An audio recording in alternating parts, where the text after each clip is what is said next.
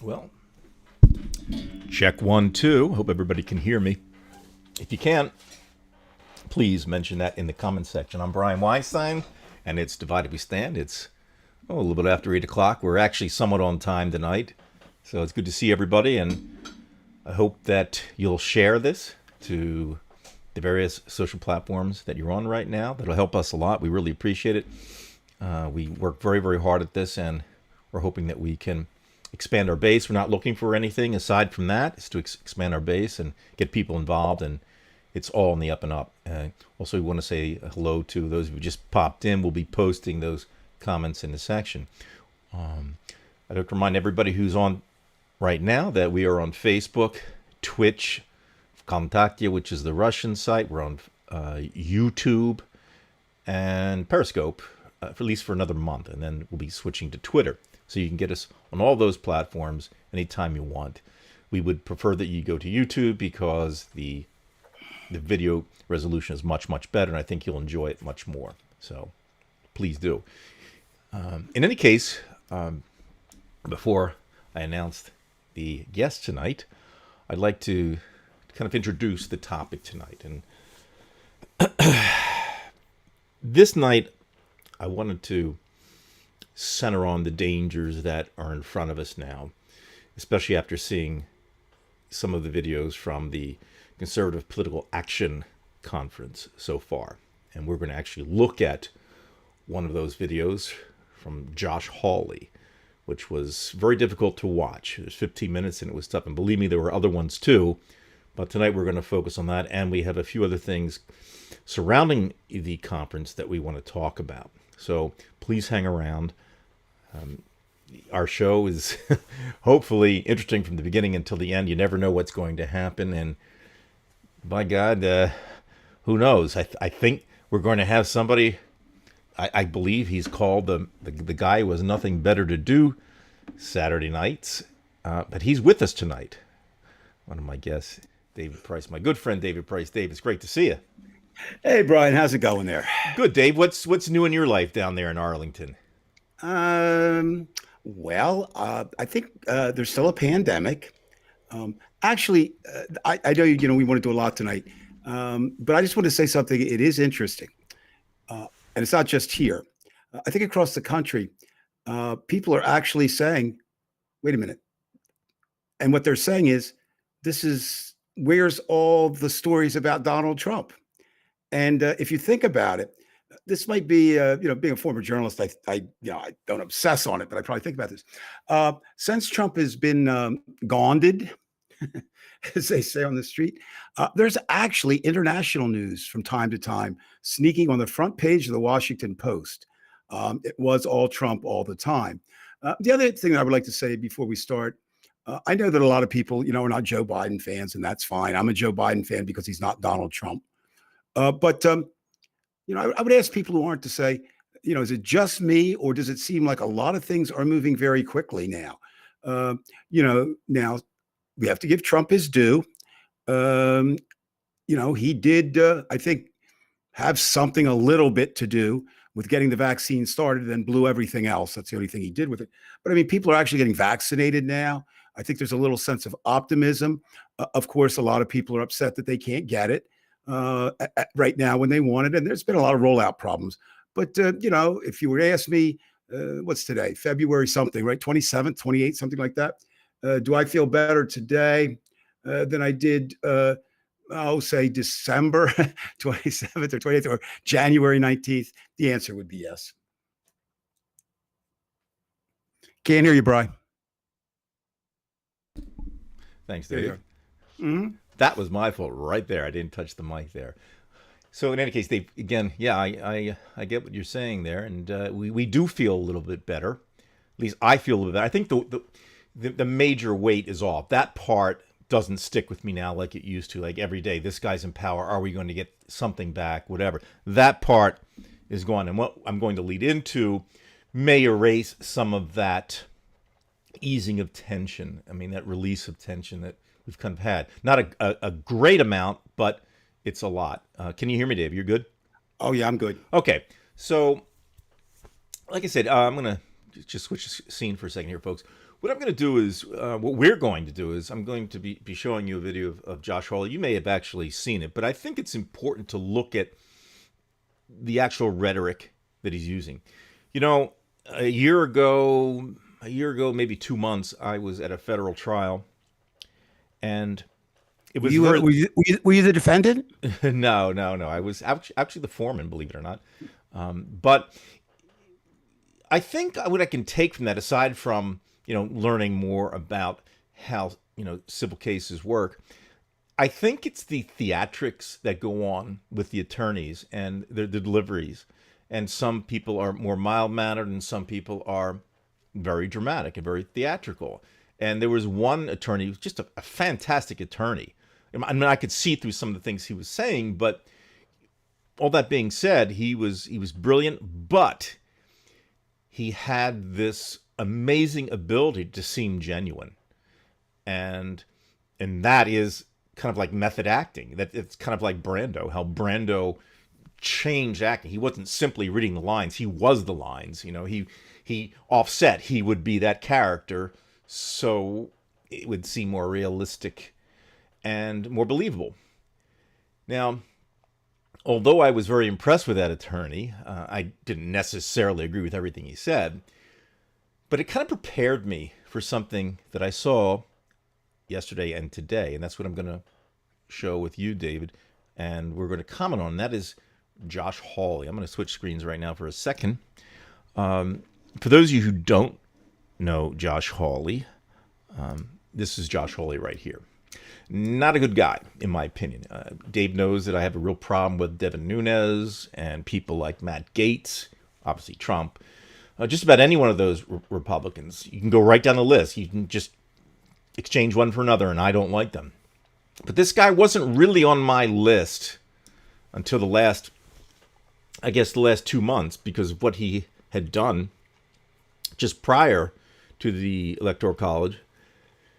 And I see this guy is a real danger. And again, as Dave knows, I don't like Nunes. I don't like Gomer. I mean, again, all of them. But this one is one you have to watch out for.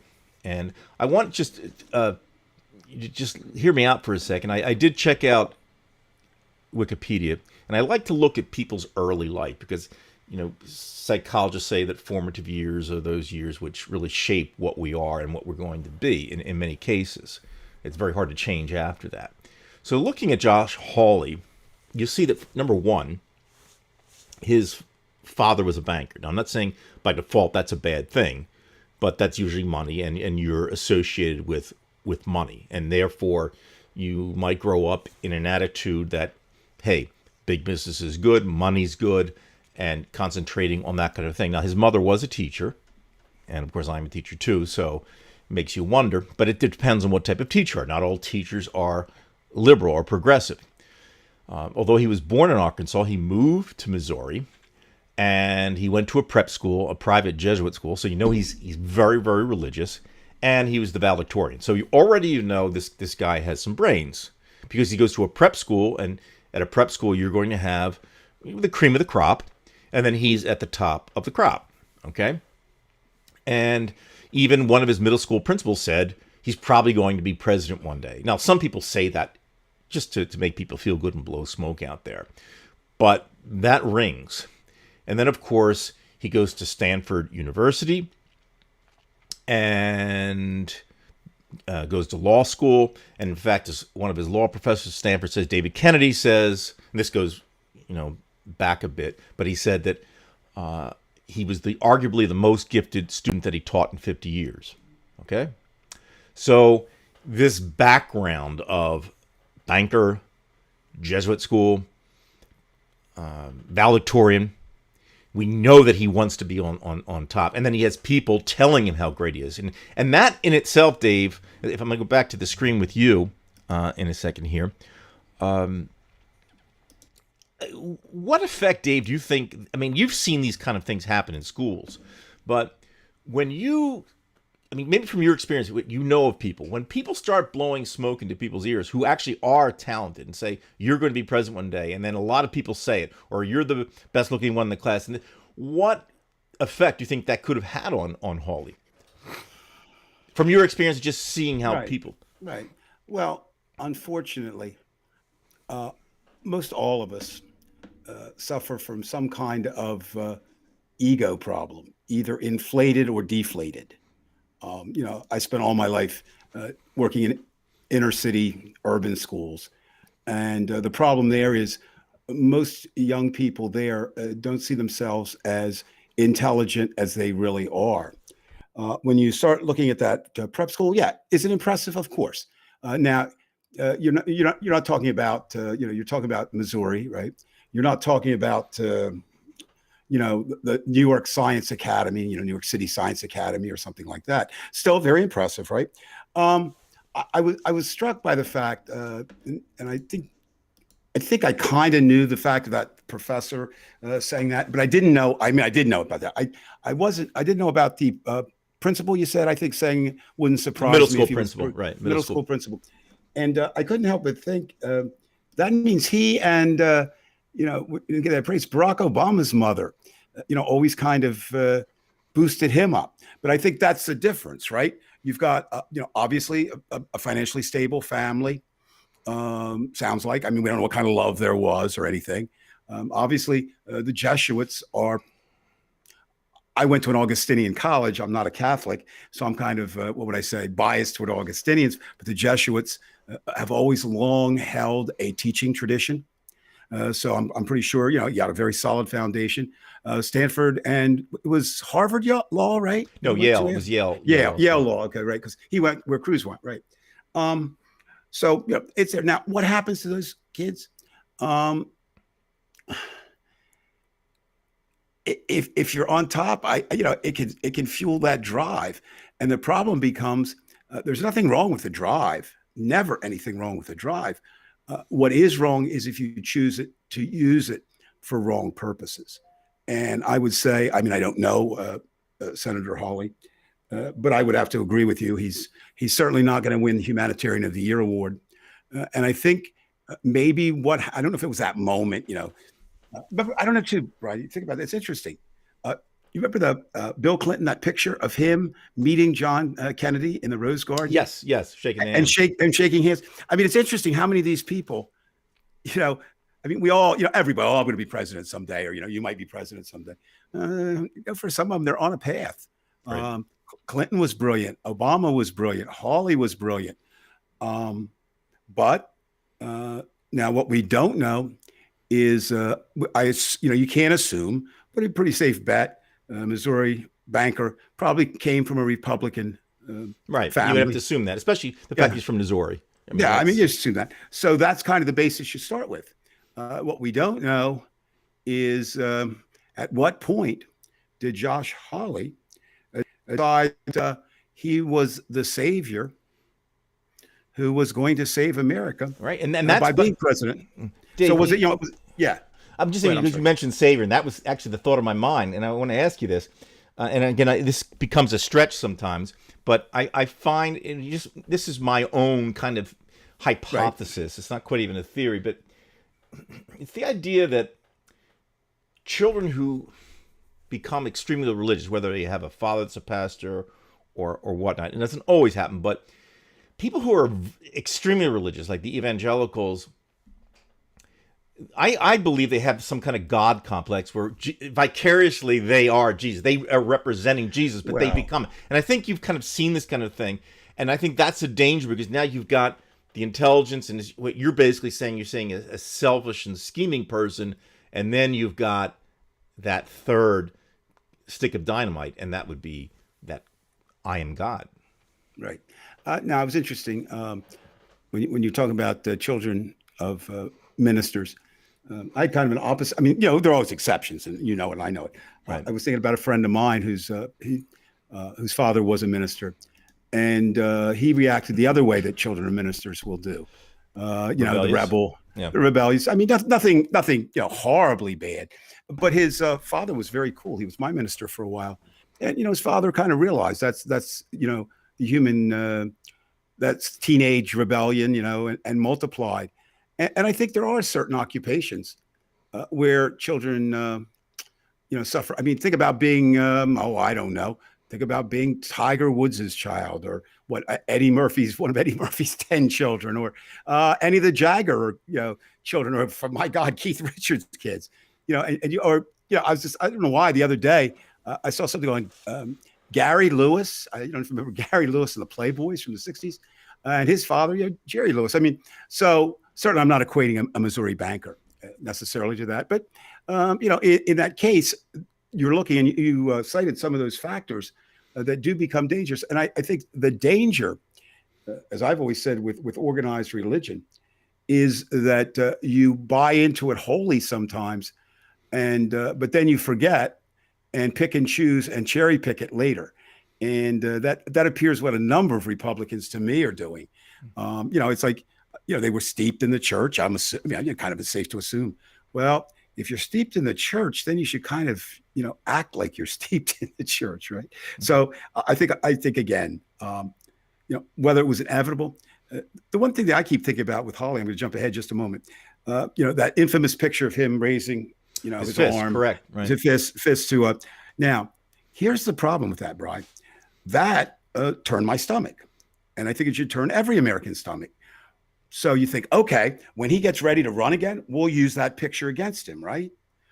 But X number of people, right? It's symbolic. Think that that's the greatest right. thing. He stood up and he was with Donald Trump. Now, Josh Hawley strikes me as the kind of person that if, I don't think he would kill anybody. I mean, I don't know that, but he would certainly step on his grandmother, to get to be president. So there's no love lost with Trump. Now, he'd certainly step on our grandmothers, that's for sure. Well, he doesn't even, he probably does. Yeah, and that's step on us. The other, but you start talking about that too. And I think about, you were talking about church and how you get this, a lot of the churches have the elect, when they're the chosen people, not the Jewish chosen people, but, we're the ones. So, it's, you either say, well, I can guide them, right? They're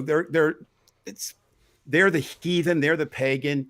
You look at all the colonization things, all over the world where Christians, churches, and the lead, certainly the Catholic Church, in colonizing all of South America, Latin America, Mexico. So yeah, maybe Hawley's just a modern day version, but of an opportunist. But I think the most interesting thing too, there are two interesting things about people commenting on him. You mentioned that, but his mentor, who worked very hard for him, very popular Missouri senator, said, and I quote, Danforth, John Danforth, right? John Danforth, who was in the Senate for a long, long time, and was he was a good moderate senator. And he's not the only one, by the way. He's not the only one, right? but he's Kennedy said something. He was his mentor, right? And he said basically, the worst mistake I made in my life was supporting Josh Hawley. Now, he doesn't have what would you say in Missouri? I guess they would say the same thing. He doesn't have a dog in the hunt. They say that in the South, and they say that. So I mean, he's done and so he can say whatever he wants. But I thought I saw that when he actually came out. He can finally tell the truth. Well, that's true too. Right. But also, also one of the things. I mean, the truth is slowly revealed. I mean, look at Hawley's record. He could have been really was something, right? And was he always that way? Now, Donald Trump, we know. And you don't have, this is not made up. You can go back and research. I mean, he was a bully by at least the time he was in high school. We don't know about much before that. He was a liar about his years spent on the baseball team. So, I mean, his was formed very early. Hawley, did he have some kind of, ambition? It's almost Shakespearean. He certainly doesn't mind being number one. He didn't hide those facts. Well, and I think, my students used to say, oh, Mr. Price, not everything is biblical, Greek, or Shakespearean? I said, yes, it is. There's three places where we get Well, our let's stories. also not. Did he sell himself sort of like Macbeth did? I don't know. Well, if you go back at least a few years, Dave, if you go Right. back to say with the Russia investigation, he's the one who called the Mueller investigation a hoax. Right. He also was one of the ones that wanted to end the sanctions against the Russian oligarchs, and which is going to be interesting that he said that. This is years ago. No, right. When he talks about what he calls oligarchs now, or who he calls oligarchs now, which would be interesting, and we're going to see that in his rhetoric. But he was, of course, against the Affordable Care Act and things like that, and he was reading into the McVeigh story, and all of that gives me an idea that this guy is very calculating, and he really does believe he can be president. I think that if he could take over the party right now, he would. He knows he can't, but see, I think there's two kinds of people in the world that when they get to that point, and I have problems with both of them. If in this sense, if you really believe that Donald Trump's way is right, okay, then you're misguided, misinformed. Something's wrong with you. But I think even worse are the Hawleys and the Cruzes. You cannot convince me, if I could sit down with them, that they believe 75% of what they claim to believe. I just don't believe it. I mean, right, and it doesn't matter. And but they know that the voters who will vote for them do. Mm-hmm. So we're going to do it this way. And so I think what you really find is a lack of what would you call it? I mean, a lack of character, a lack of moral certitude that they act on, phony, fake, and dangerous. Right. And that to me is the worst of all, because people believe in leaders, right? Mm-hmm. And if you're being a false leader, and by false leader, presenting yourself as you're not to just curry favor from the voters. I mean, the classic is Donald Trump. I mean, we know this. I know this for a fact because he worked, or well, he didn't work. He never worked a day in his life, but had casinos in Atlantic City, and of course, from time to time, he wanted to go on that floor too, just to be worshipped. I mean, he's needed that for a long time. But he would get surrounded, and he would tell his security, "Don't let anybody touch me, and I don't want to touch them." And if you remember the quotes again, we weren't there when he was looking at the takeover of the Capitol, the domestic terrorists. Basically, he said something, and I'm loosely paraphrasing here. He said, like, can't they look better, or can't they dress right? Nice? They didn't like the way they were dressed. Bad optics. So I mean, here these people are really, were they risking their lives just for him? No.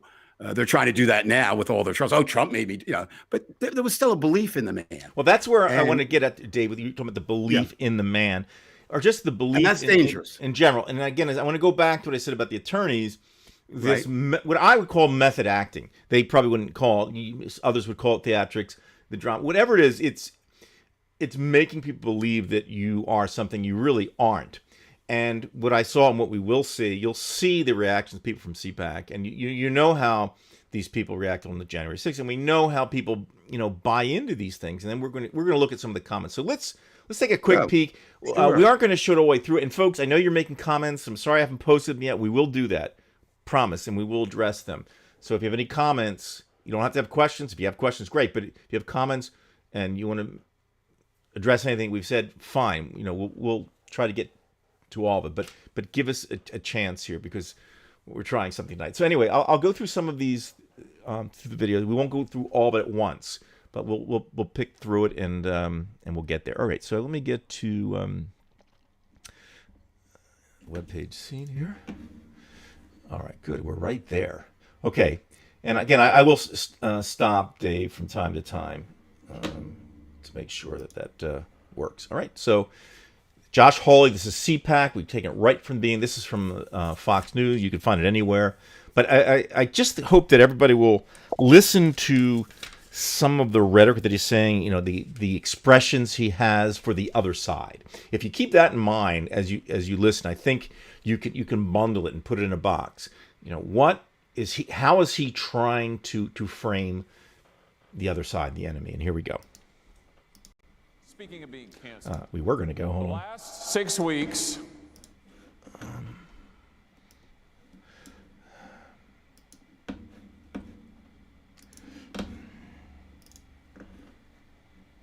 Give me a second, folks. There's an update with something, and I'll make sure that this is correct.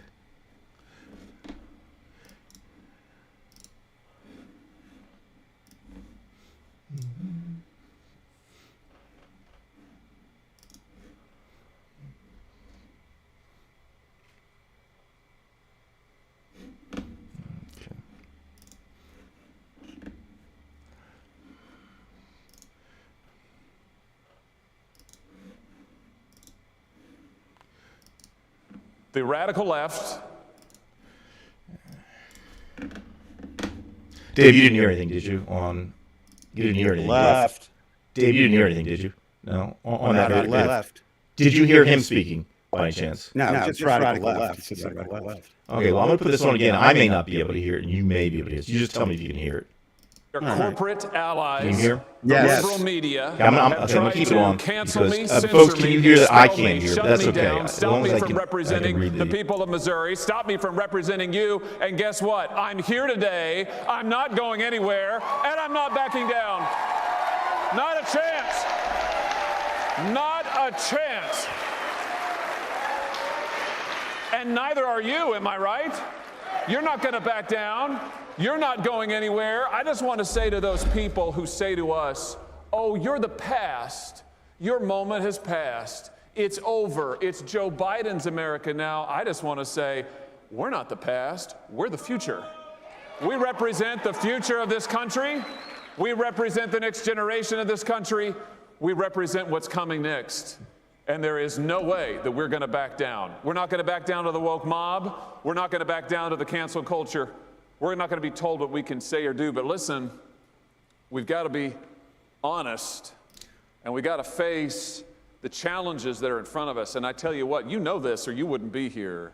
You know that we are facing a crisis in our country. This is one of the great moments of crisis in American history. We're facing a fight for the republic itself, and we are facing an unprecedented alliance of radical liberals and the biggest, most powerful corporations in the history of the world. They are standing together. You know who I mean. People like Google, Facebook, have you heard of them? Twitter. These companies have more power than any companies in American history, and they're allying with the radical left to try to impose their agenda on this country. They want to run this country, and if we don't do something, they are going to. And we've got a word for that. It's called oligarchy. And that's what we're facing in America right now. And we've got. Okay, Dave, I'm going to switch back to the scenes with you and me. There. I got some things to say on that. Okay, now I've seen it a couple of times. I'm good. And you're going like crazy. Hold on. It should be good now. Now you're as we switch. Now, hopefully everybody could hear that at home. If you could hear that at home, please put a plus in the chat, just so I know that you did hear that. I know you could obviously see the subtitles. Again, before you begin your commentary, Dave, just again, what I want to remind everybody is the rhetoric and how he's putting together these words, making us seem like the enemy, and he'll go on with more as we continue. But Dave, just from that first right, so- 2 minutes. Well, it starts with the classic us versus them, right? Now, people have asked me, well, wait a minute, you're saying divided we stand, okay? Well, yes, but I don't know that we created the division, right? Right. When I listen to Republicans, it almost sounds like I'm speaking about them to them, right? So now, first of all, one of the things he said, which I could go on for hours, and I won't. So I'm just want to reserve to come back again after we get through this with cancel culture. I'm just going to start this way and just say there are some things that deserve to be canceled. Okay, Josh Hawley being one of them. Right. Now he says, he's talking to people. And he says, you're the past. We're not the past. We're the future, not demographically. Okay. Right. And he knows that. He does know Well, that. Yeah. well, but that gets to my point. Right. What he doesn't, he's manipulating. All right. He's speaking to them. Look, I bet you that of the people who voted for him in Missouri, he probably shares less in common with them than anybody, right? Or they're just normal people to poor people to agriculture. And here's this guy silver spoon kind of guy. Crisis. He said the word crisis twice. Now, if I'm sitting out there, I don't want to be in crisis. What can I do to stop that crisis, right? Well, I'll tell you why we're in crisis is because of people like Josh Hawley. And they're going to impose their agenda. Wait a minute. Didn't your president want to impose himself on 4 more years when the voters said no way? Oligarchy. Right. Really that's important too, because remember, he's the one who didn't believe in the Russian oligarchy. I know. Look, words are cheap for them. One of the things they don't, and politicians historically have not done this, but Republicans have brought it to a new level that I didn't even think was achievable. They just don't. They know that words matter.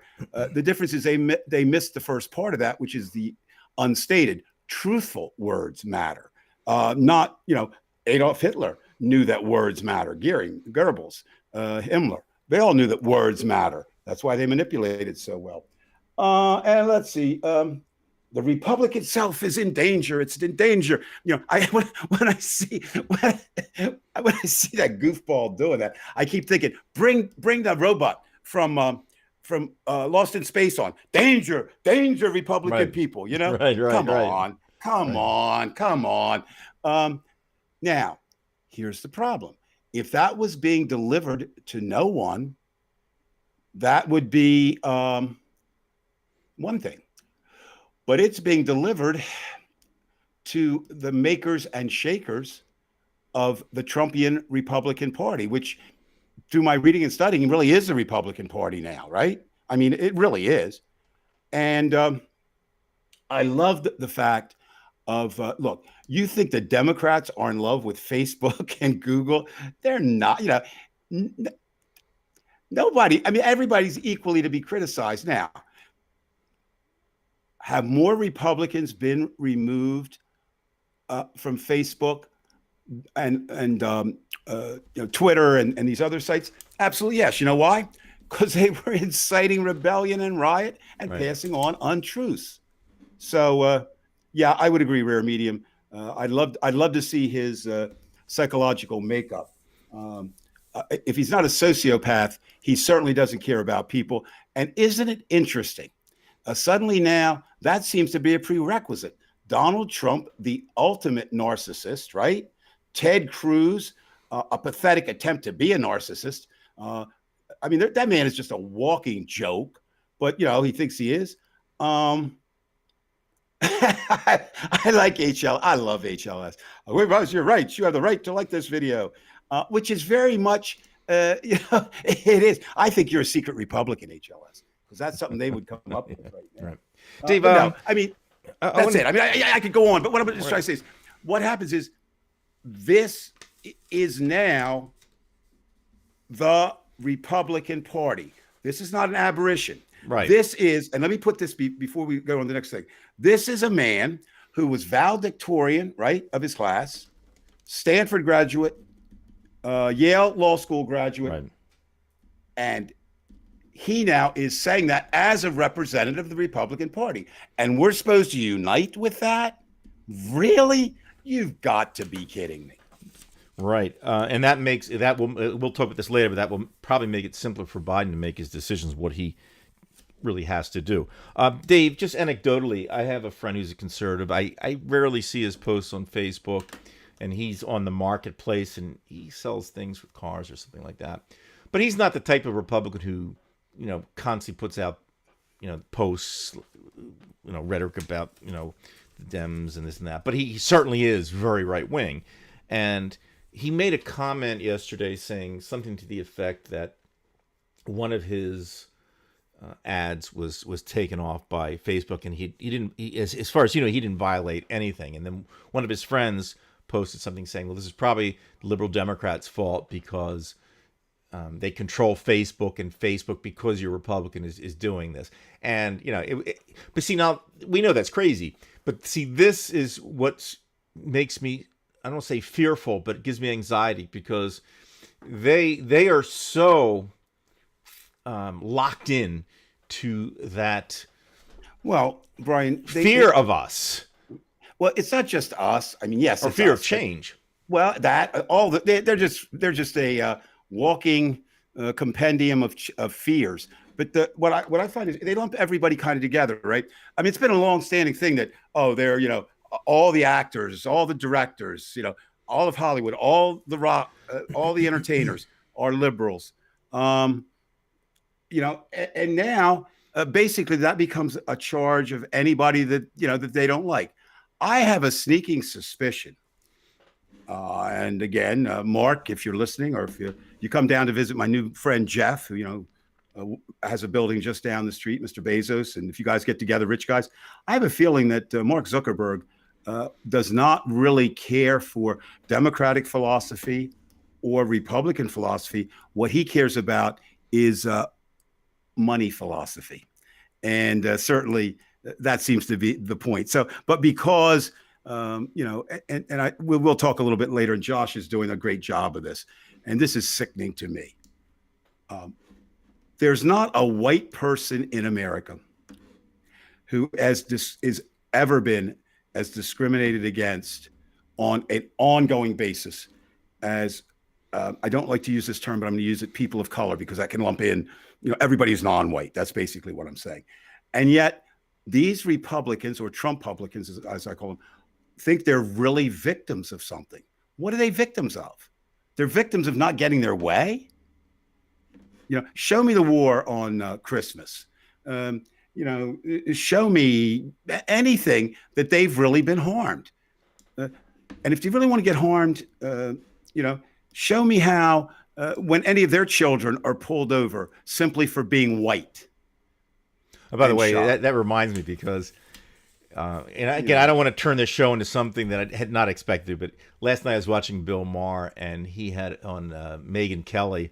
He was actually agreeing with her, and she was I don't know, maybe I'm just nuts, but she kept bringing up these instances. She sends her kids to private school where liberals are bringing things up, questions that shouldn't be brought up at the age of 8. And maybe that may be true, but I think she was cherry picking something. But she started talking as though whites were being picked. She says whites are being picked on, and people are going too far. And Maher was kind of agreeing with that. And I thought, what the hell? No. See, the one I hate that word, trigger word. So a word that you said there, not a word but a phrase. And you weren't saying it. You were saying what she or someone else might say. What question isn't appropriate for 8? What question is always appropriate for an 8-year-old? The one that they ask.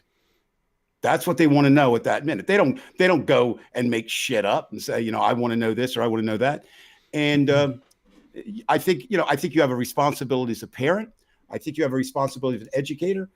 You have to know the lines, right? I mean, you're not going to go into maybe to graphic detail.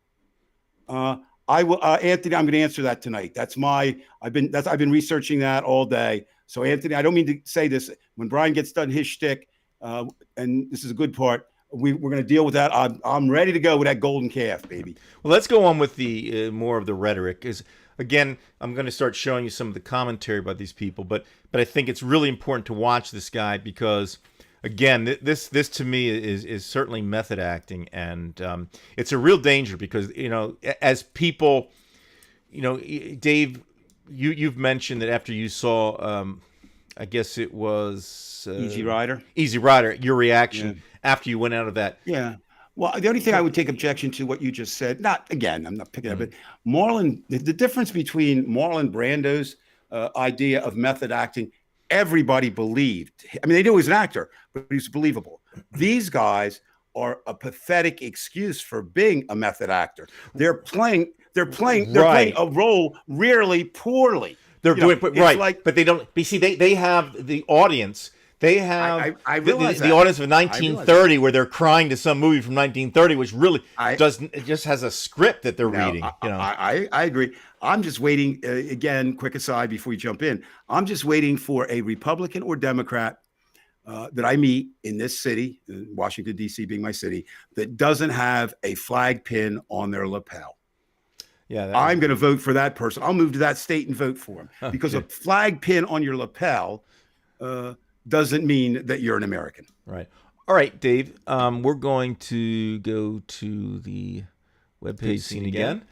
and I'll put it on again. I don't know why, but I'm not going to worry about it because I can read it and you guys can hear it, and that's all I care about. So here we go. I'll take a few more minutes of this. Again, he's going to probably bring up oligarchy again and more. I mean, a lot of oligarchy, but it's important because he's setting this up for the Fox viewers, and they're just. And by the way, look at Fox is just. They obviously knew what he was saying ahead of time because they've got it posted right there. Basic choice. We can have a republic where the people rule, or we can have an oligarchy where big tech and the liberals rule, and that is the choice, that is the challenge that we face today. It's a perilous moment. We have to stand up and take our stand on the Constitution of the United States and the Declaration of Independence, because last time I checked, the Declaration of Independence said that our inalienable rights to life and liberty come from God and not from government. Is that right? I mean, am I forgetting something? And I also thought, last I checked, I thought that the Declaration said that our rights come from God, not from Google. Is that right? I mean, last I checked. But that's the fight of our time, to make the rule of the people an actual thing again, to restore the sovereignty of the American people. And you know what? That's always been the fight. That's the fight of liberty. That's been the fight of liberty since the beginning of human history. You've always got a small group of people who think they know best, and they ought to be in charge, and they ought to be able to tell us what to think and do. And today, that's the big corporations and the liberal elites. That's the other. Cut it right. And what are we fighting for? It's the I same thought that was thing. interesting there, Dave. I'm going to probably echo for a second here, but don't worry. I'm going to switch. Folks, there is an echo with that, but that's for a reason. Okay, I will switch here.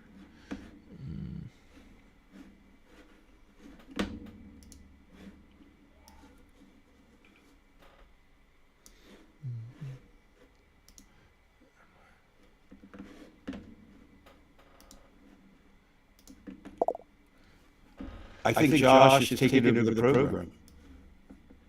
Well, it's not that. I have a thing called scenes, and it's not visible to me right now, and I will have it in a second. Let me just, for God's sakes. I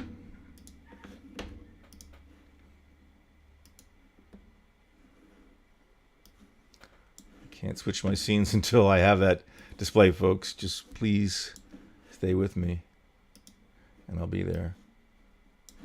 I'm not going anywhere, Brian. No, I know that, Dave. But this is just. Oh, here it is. Okay, good. He gave us some strange things with this. All right, so here we go. We're good. All right. The reason I said that, Brian, I mean, this guy packs in so much in 35 seconds that you need to comment on. That I'd be talking longer than he did. So here's what I find interesting about that. Where the people rule, right? We want a place. Well, is that what Donald Trump wanted to do? Let the people rule? I don't think so. The Constitution of the United States. I think that's something the Trumppublicans don't follow real well, right? He said, when the last time I've looked, our rights come from God, not Google. There's the God thing again. Well, okay. Now, okay, fine. If that's what you want to believe, okay. But in a modern world, it would be interesting. We have almost as many gods as the Romans did, right? I mean, if you look worldwide, Right. And so who's God? With God, what God? Who's God?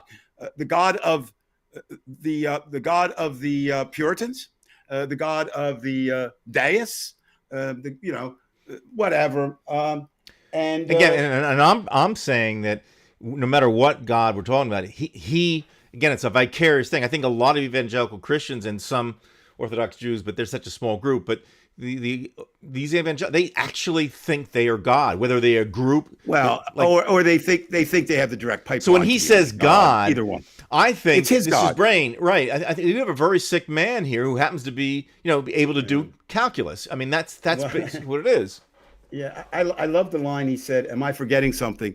I may actually email him and list all the things that he's forgetting just in that one. But listen how he speaks. We know that first of all, he's a Stanford and Yale graduate. He wouldn't be speaking like that with academics, and he certainly could. But what is he doing? He's coming down to their level. He's bringing the rhetoric. Well, because that's what you do. Right, and that's what he does effectively, and that's my problem. See, I disagree. I think Then we got to. I got to show you this. Hold on. Let me just show you. No, wait a minute, Brian. I want to say why I disagree. Okay. They, meaning the people that would follow Trump, Hawley, they'll believe any. They don't care about rhetoric.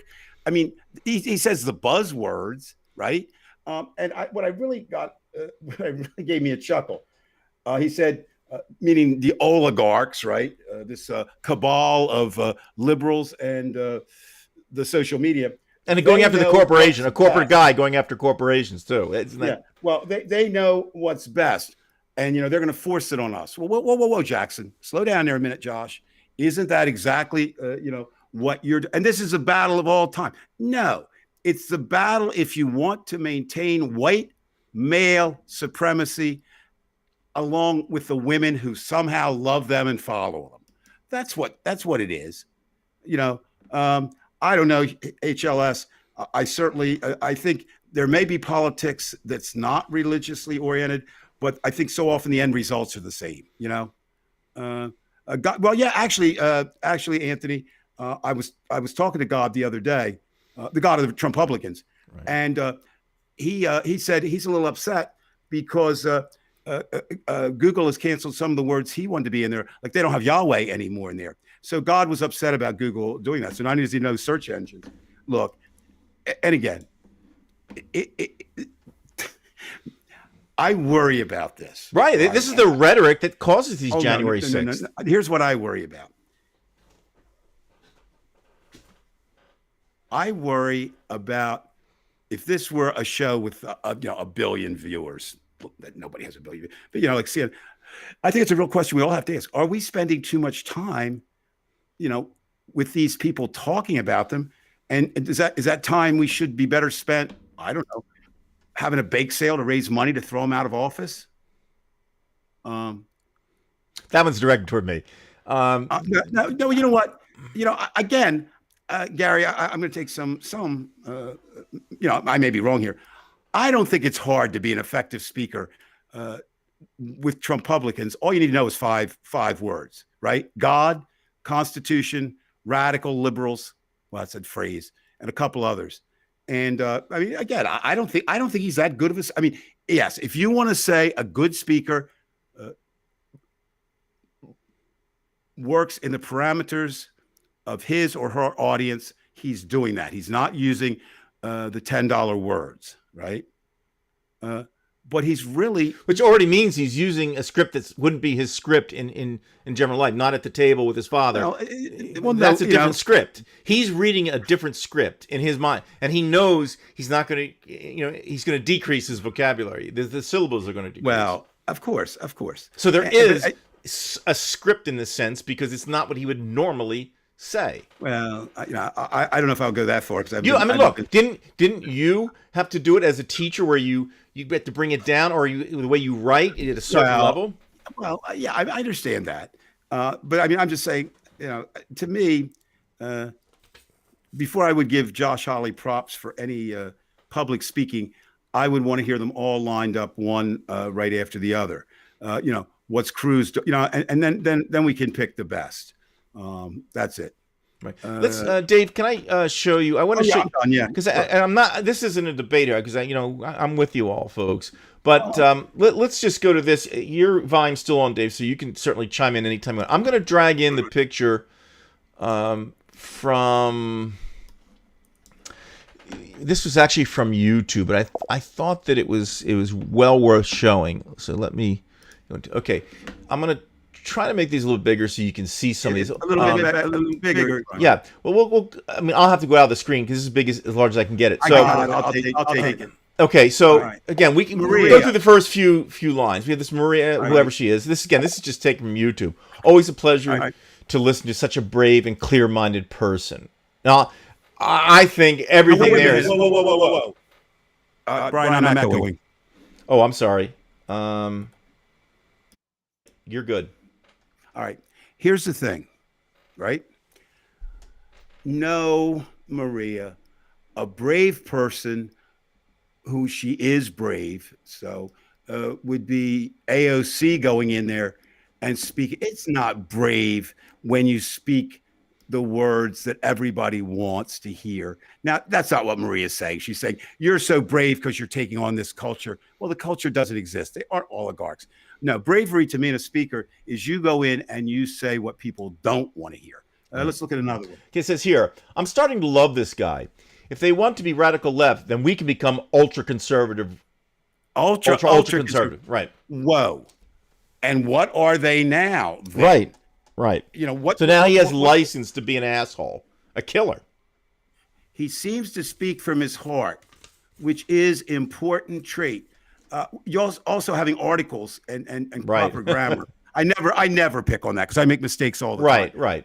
But I am going to point that out. He seems to speak from the heart. Now, to me, that man is speaking from two places: his warped brain and out his ass. His heart is not involved. And look how many likes he's got after something was only posted. Well, he doesn't. Again, this is the danger I'm talking, because these are future people who, run up to the Capitol and blow things up. That's my point I'm making, Dave. We know that the guy's an asshole. The true dangers. Look at the next comment. How many likes he's got? He says, we need fighters like Hawley. Get rid of the rhinos, McConnell, Cheney, Romney, and others. So in other words, they're ready to get rid of everybody, okay? And they've got right behind it, what gets the most number of thumbs up, it's that kind of comment, which means there is an aggressive nature to these people who are behind them. Well, okay. I want them to get rid of McConnell, Cheney, and Romney too. Because at the end of the day, I don't agree with them, okay? Right, but we don't want Berry and Hitler, Well, hold on a minute. Right. What I'm saying is if that Republican Party splits, and it's going to,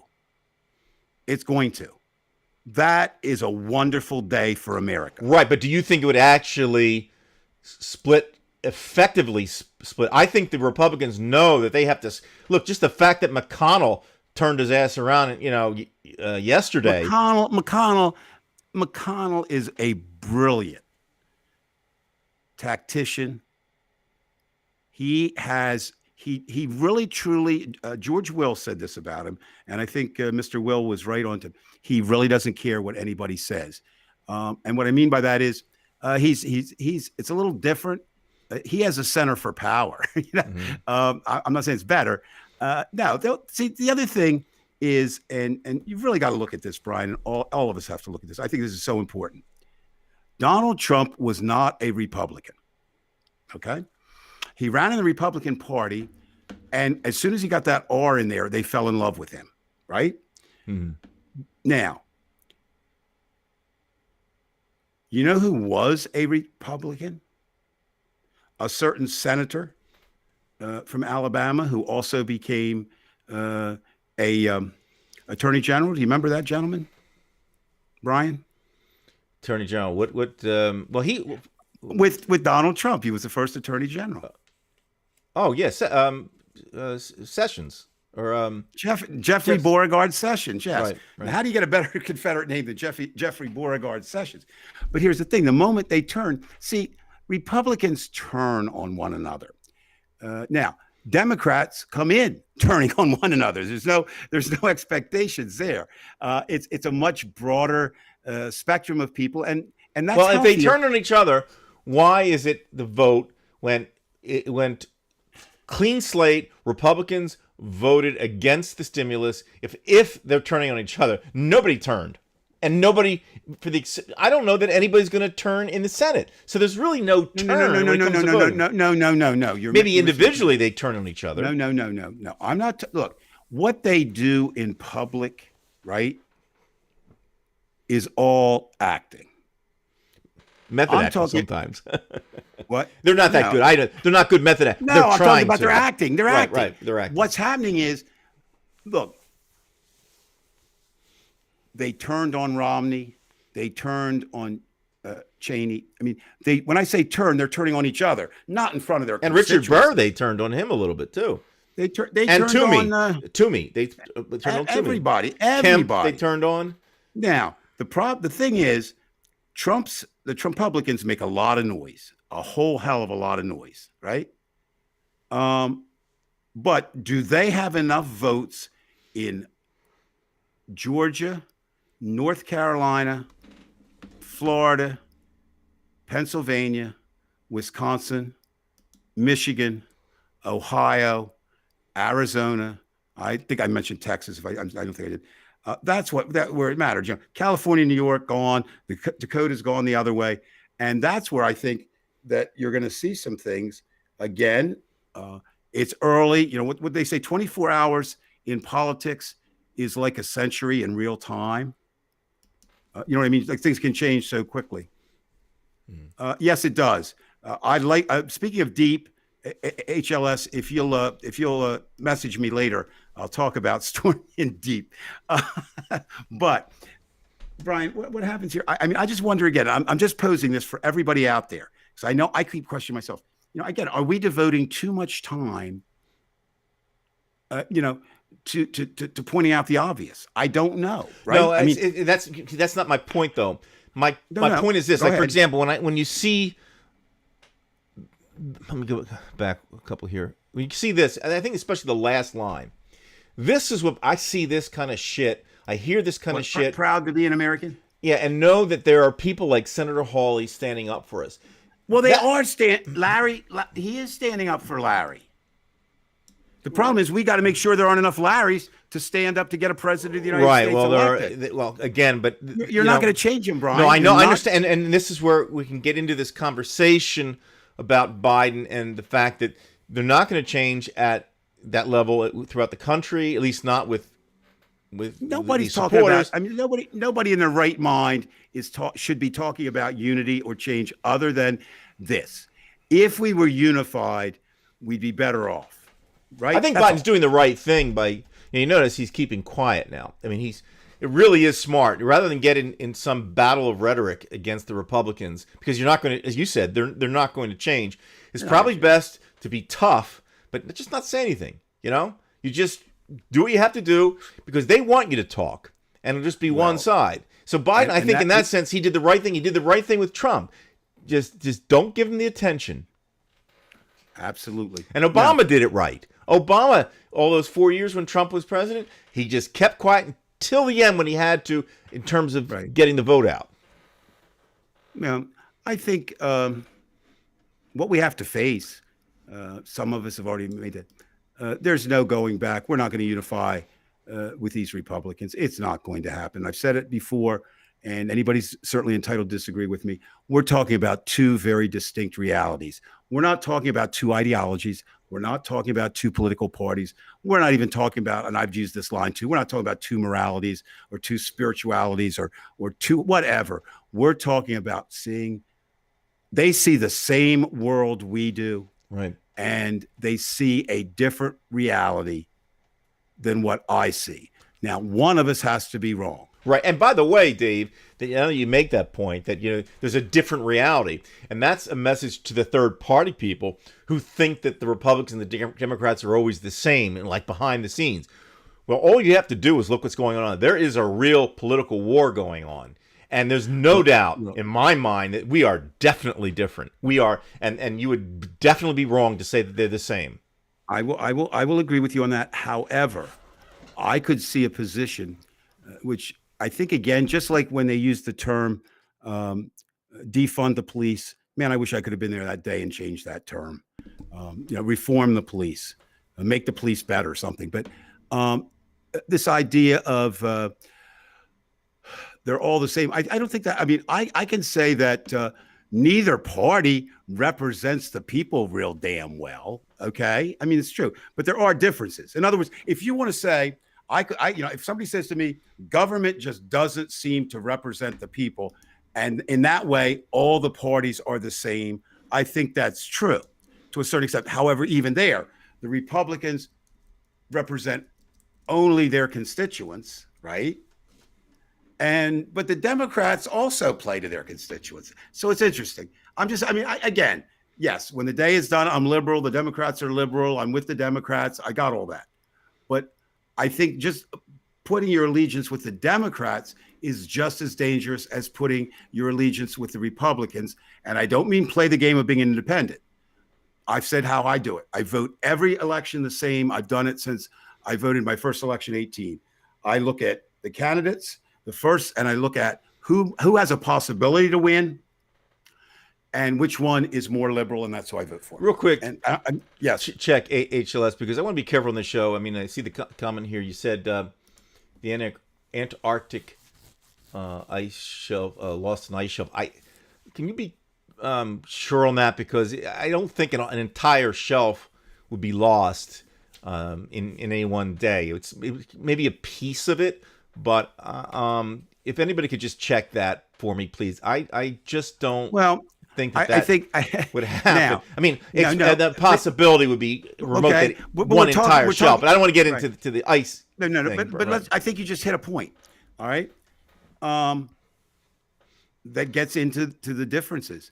A Republican would look at that and say, no, it didn't happen because Oh, it's here we not go. even I'm sorry. climate change. Okay, thank you, Rare Meat. He says a piece the size of an. Okay, that's different than like the Ross ice shelf. So it's important. Well, it's still pretty our damn views- big. Well, no, of course, but if it's the size of Manhattan or it's the size of Texas, it's two different things. Well, but here's the thing, Brett. Because one's going to increase. You're our, you're the nitpicking sea level again, by you're 6 feet. Let's take it for what it is. Let's start with the reality. The reality is that climate is changing. Right. The reality is that climate is not changing in a manner positive for human habitation. That's a fact. The question then becomes, if you want to look at it politically, who's doing more, Joe Biden in 1 month or Donald Trump in 4 years? Now, the environmentalists, true environmentalists, are saying it's not enough. Sorry. And I understand that. But again, that's a juggling act. You have to look and say it's better to have Biden than to have Trump. And if you can't say that, I really question it, because then what you're saying, it's better for the world to end more quickly. Right. Really. All right, Dave. Let's. sure. We want to keep. I want to get to your thing too, and I want to get to people's quotes or comments too. Yeah, we will. I've been putting some of them in, but let's move on to the web pages. I still got to get back to. We have Josh there. Okay, let's get a nice chunk of this and we're fighting to be able to run our own here. government. We're fighting to have real self-government in America, and that's what we're about. You know, you can see. And look how where Fox the is helping oligarchs him wanna out take here us. too. Just look at the last 2 months. The last 2 months, the big tech corporations have deplatformed conservatives left and right, shut them up, shut them out, shut them down. Heck, they censored the President of the United States. If they can censor him, they can censor any American citizen. And I'm Stop there, Brian. Stop there. Got it. Hold on. Let me move the scene back so we're okay. All right, Dave. Even though I have nothing better to do on Saturday night, we're going for overkill here. Look, the guy is just spouting shit. All right. If his platform has been taken away, why the fuck is he on national news? Hey, Josh, answer me that, brother man. Now, Right, and he's got a propaganda machine behind him too. Was Donald Trump's platform taken away because he was president of the United States? No, it's because he was derelict in his duty as an American, let alone as president of the United States. He was thousands of lies. I mean, lies, just lies after lies after lies. And I would have taken him off long before they did.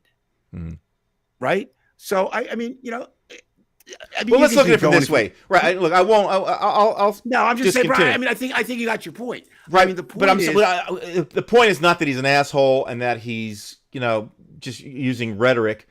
My point is this is a real danger because, in fact, I have to still look up that picture that you want me to. That's one thing I did forget. That picture, that symbol. That I want the CPAC stage. I would like to stage symbol from CPAC. But this is my point, and I'll end it here, if you'd like. It's just that this is a very, very effective tool, not only by Hawley, not only by CPAC, not only by Fox, but in general, when the media covers something like this, and you see something like this, these people, if it becomes what do you call it? Not cognitive dissonance, but a confirmation bias. And the confirmation bias with stupid people is going to create more January 6th because okay, Brian, let me because he's endorsing this shit basically. I got it. Tell me where he converted anybody with his talk. The question is not. No, answer the question. Okay, I'll first. answer the question because now you're being an attorney. But he's converted nobody that hasn't been converted already. You got me. There you are. Okay, they don't have enough converts to But there win. were now. But I'll say this much: before January 6th, okay, did the Trumpers attack the Capitol? No, but there was something that incited them to do that. Name President Trump. Name President Trump, but with the help of Josh Hawley, and he's the one who was the first. I'm going to debate. Hold on, but you cannot. First of all, was he not the first senator to challenge the Electoral College in the election? I'm not talking about. That's Hawley, and he knew that what he was doing was wrong. He's not with them. He's with Josh Hawley. He figured. Look, he and Cruz were in the battle. They knew Trump was done, and one of them wanted to take Trump's mantle. And one thing I am grateful for Donald Trump, both in the bad way and a good way. There's nobody else like him in America right now. Nobody, right? And so nobody can just be handed his mantle, and they thought they could. Right? Ecosystem. He's not consistent with making anything great again except his bank account and. I don't know. I don't know what else. But I think, Brian, like I said, I just kind of striking me again and again, and I could be wrong. I think sometimes those of us who are opposed to these people, we're spending all this time, we're speaking to the converted too. What are we going to do? How are we going to reach the people that aren't Trumppublicans and aren't Democrats? They're the ones now. It's certainly, and to be honest, I was talking the other day with someone, the whole battle is in the suburbs, Brian. It really is. As the suburbs go, the rural areas are going to be Republican. That is a given. Right. The cities are going to be Democratic. That is a given. So where's the battleground? I don't want to use that term because it's not a war. No, where are the voters that can swing back and forth? And that would be the suburbs. So we have to figure out now. Again, you were saying before, Bri, about the all the Republicans who voted against, But he was the first senator to pull this shit. He was the first. I understand that because he saw an opportunity. That's all. He's an opportunist. Let's look at this floor plan, just because I do want you to comment on this, and folks, you may want to comment in the chat. I'm going to catch up with the comments, so hang in there. Let's get this face off. I'm getting sick of this guy. Me too. Oh yeah, he's out of there. We're going to ban Josh Hawley from Divided We Stand. All right, this certainly looks like some of the things we've seen from Germany back in the 1930s, at least to me. Here it is. No. Well, it's even worse than that. There are comparisons showing actually how it is a symbol. Now, here's my question. Okay, somebody had to design that, right? It didn't make itself. Right. One of two things is scary about that particular stage. A, it's scary if it is designed either subliminally or not to show that we are the American fascists. That's pretty scary. It's even scary, though, if they didn't do any research and are too dumb to realize that they did. I mean, there's nothing good about that. That is, I've seen it juxtaposed, and it's not just, yes, you could have something random that looks like something. And the podium's right in the center of it, too, which also is very bothersome. So the point is, now, they're already saying, they being the people down there, oh, no, we're very much for the Jewish people. Well, if you're very much for the Jewish people, why the hell did you build a stage like that then? Right. Why?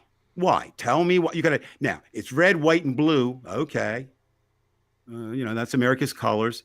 But right. But you know what? Even that, it's not like the red, white, and blue I'm used to seeing. I mean, I'm colorblind, but it doesn't look exactly like the. No, well, what's interesting to me is there's more blue than red, but the red is centered, like it's in the. So it's a big. Now, I was thinking of this when I've looked at this, a couple of days now.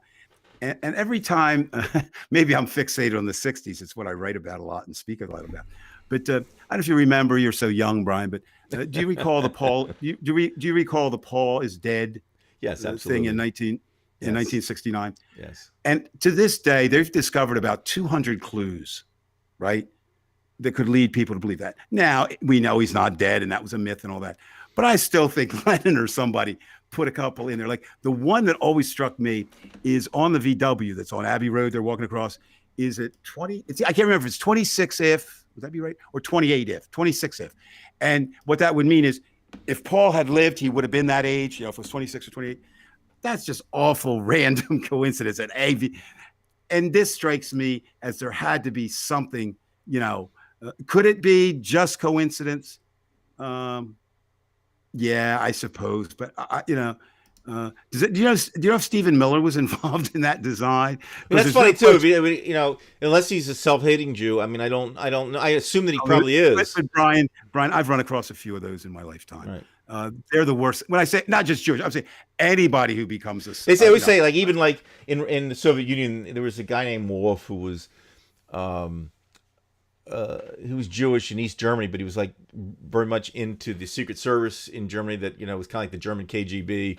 And right. They said he was a self-hating Jew, and they can be the worst. And well, that's what I'm saying because again, they either have reasons to hate the group, right? Whatever group it is. Or, Bobby Fischer was a self-hating Jew. Or they have a fear, that they'll be labeled that, and so they fight harder. Bobby Fischer did not fight. I'll say that he applauded because he didn't like Jews, and he just whatever was the reason. But again, what's funny, we're talking now, and all this gets back. I've been thinking a lot this week too, Brian, and we're all. I mean, we're headed that way. Everything is tribal. It's an overused word now, but everything's tribal. What would it take? Yeah, Anthony, you're going to have to be able to talk with the people who are actually on The View to get us to be on it. Otherwise, we're not going on. No, talking about that, though, this idea that, we're so damn tribal and we really, and okay, that we needed. Thank you very much, Anthony. We needed tribes, Brian, at one point. We needed tribes because we came as individuals, we had to get together, right? Right. Well, we're now way into the future and, tribalism hasn't worked and it's not going to work now. And yet we find out, and I want to leave that up for a minute because I want to finish. So let's look at this. Now, Anthony, here's something else. Put that back up for a second. I've been thinking a lot about this week, so maybe somebody out there can help me out. I remember when they used to say better dead than red. Now I said, seriously, I said I'd rather be red than dead. I could change that maybe, but that's it. That's the Republicans. Leave it up there a second, Brian. Okay. It has a timer on it. It goes off after I know. 20 seconds. When America feared Russia before the Iron Curtain was taken down during the Reagan administration. Here's what bothers me, Anthony, and everybody out there. I'm not a historian by nature, but I do look back at some things, and we seem to be a lot better when we have a common enemy. And if you look at this, Brian, I was starting to think about this. The Reagan, when he said, Mr. Gorbachev, tear down this wall, 1980s, that's when we started to really look internally. We really lost the enemy, right? Now we had an enemy for a short time after 9/11. Unfortunately, we went after the wrong people. But I'm just saying, so, that doesn't say much for us as a country or a people. If we don't have an enemy, we turn on each other. Right. I don't know. And there you are, rare media. And it may be, I was an English teacher for how many billions of years and a college professor, and symbolism. I think I know I do. I have a tendency to look and try to find it everywhere. So I don't know. MAGA used, there you are. The problem becomes, and again, this is just me. I don't think you respect the flag simply because it's the flag. I don't think you respect the office of the president just because it's the president. I don't think you respect anything when it deserves to be. America, when it's been doing right, deserves all the respect in the world. And when it's doing wrong, it doesn't deserve any. And the same thing holds true. And I think one of the problems with tribalism, especially the Trump-Republican kind, is that they worship the symbols, and they don't look for the people who are actually, in other words, they're putting more emphasis on the symbols than they are on the people doing the actions. Now, speaking of symbols, you wanted to talk about the calf. I want the golden calf. Okay, so let me find the calf here. All right, it's the best I can find. Oh, that's fine. Okay. All right. So, excuse me. Now, there are weeks when I say it can't get weirder, right? It just can't get weirder. And boy, am I wrong every week. Now, you remember when Anthony, it really was a great segue, Anthony. Thank you for the segue. You remember when Anthony said, and he was right, the Republicans were the anti-communist party. They were also the pro-God party, right? I mean, right. supposedly all the pagans and atheists were Democrats. They still believe that well, they do. Right. But then explain to me, how does the party of God put the golden calf into their CPAC? Now, were they not aware that this would be compared to that? I mean, it's such an obvious comparison. So, I mean, I remembered a little bit about the golden calf, but I went back and looked at it, of course, and we know that it's from the Bible. It's a biblical story. So again, let's not get upset, people. I'm going to treat it as a story, not necessarily as from the Word of God. But the idea is, you remember, Moses went up up to talk to God, and the people, and they let him out of Egypt, and the people didn't think Moses was coming back, and so they asked his brother Aaron to melt down. They gave him, and this is what I find interesting. They gave him all the stuff, the gold that they had taken out of Egypt, right? So there's like they gave away their money to build this idol. Now, I did some research. Why use that particular thing of the calf or the bull? Well, it represented two of the pagan gods.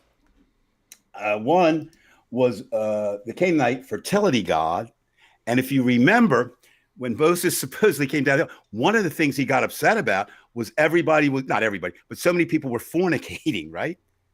And that upset him. And the other was the Egyptian bull god.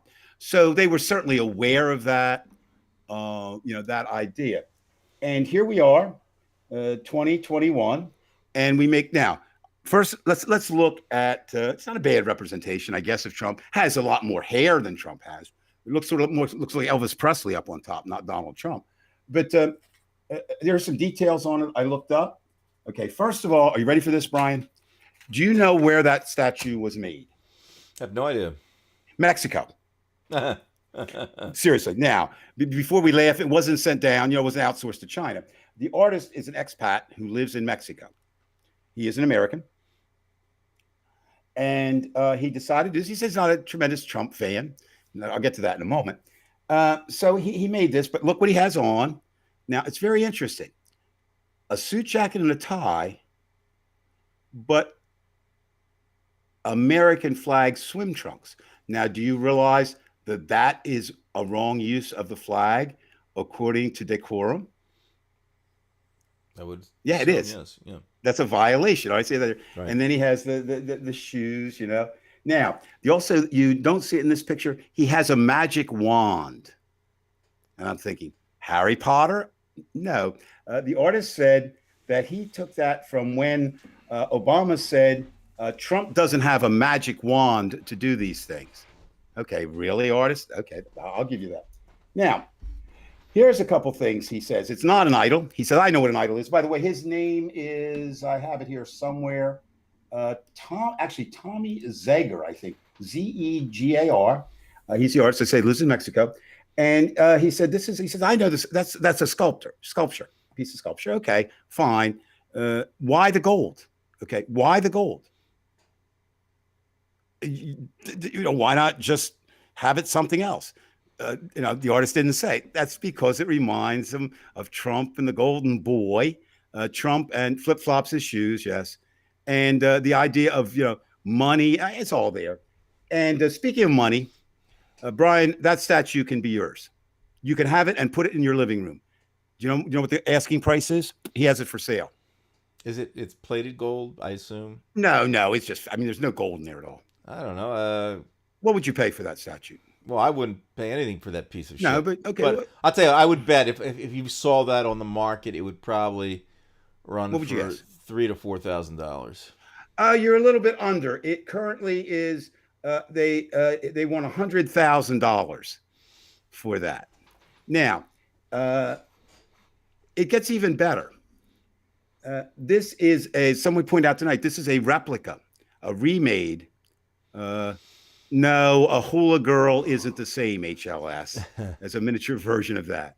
I have a miniature version of Stormy on my dashboard. My wife keeps taking off. In fact, that's why she took my car away. Let's see here. Oh, I know what I want to say. He has a statue, right? That he wants to. Well, he's going to offer it to Trump Library when they get that outhouse built. But he'd rather sell it. The asking price for that, what would you guess?